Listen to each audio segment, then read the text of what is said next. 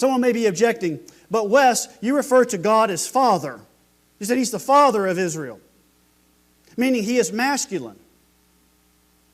How do you know God is not feminine? That's a common question today, isn't it? Common question today. Popular question in today's culture. With the rise of feminism, some claim that God is feminine. Well, you hear phrases like the divine feminine and goddess thrown around in the culture. So, Wes, how do you know that God is masculine and not feminine? Well, here is how I know. Because He has declared Himself to be masculine and not feminine. It's not something that I've come along and thought up and that's what I want. It's what God has declared Himself to be. Some things you cannot know about God unless He tells you. You see, there's a lot we can know about God from looking at the creation. We can know of God's power in the creation. Did you know that, young people? Those of you who heard all your life that there is no God and there's no evidence for God, give me evidence for God. I'll give you evidence for God. Nothing can make itself.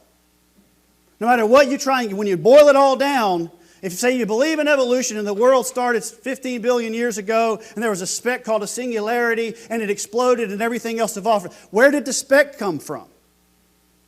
It's a question of first causes. We can know God is powerful because the creation is so immense.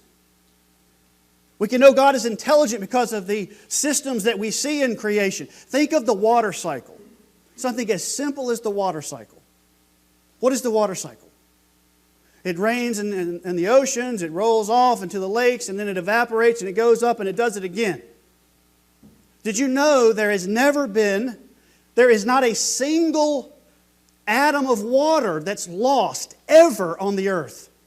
It is a perfect and complete and efficient system. It's called the water cycle. Now that takes a very smart person to develop that. And nothing like that, no perfect system can evolve on its own. It has to have a designer. We can also know God is moral. Did you know that? We can know God is moral. So we can know He's powerful by the size and magnitude of creation. We can know He's intelligent by the types of systems that we see.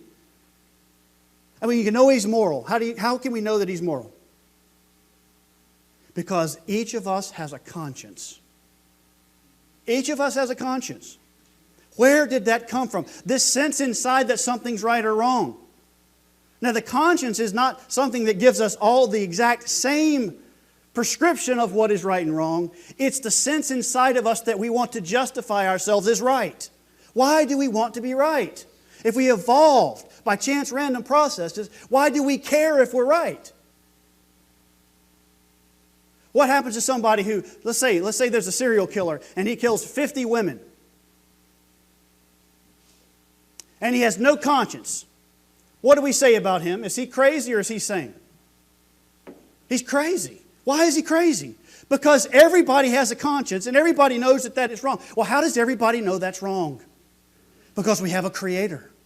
And He has put inside of us His moral nature. Now it's corrupted by the fall, but it's still there. It's called a conscience. See, we can know all that from looking at creation.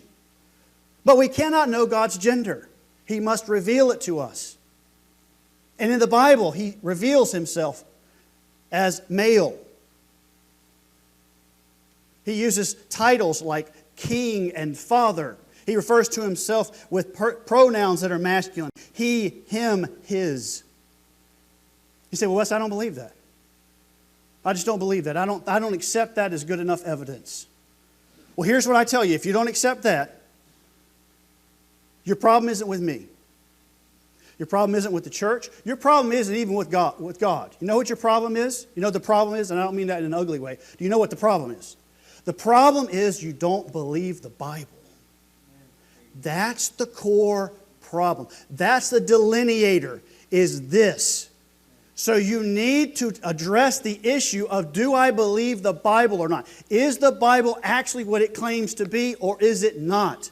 And if you deal with that question, if you investigate all the reasons that you don't believe the Bible, if you go to someone who has some answers for you, once you become clear on this issue of what the Bible is, everything else will make perfect sense. Everything else will clear up. Those of you who are into science and you want to talk about rock layers and radiometric dating and dinosaurs and all of that, go to creation.com. You young people, creation.com. You got phones, put it in your phone. Creation.com. If you really want to know about the Bible, go there.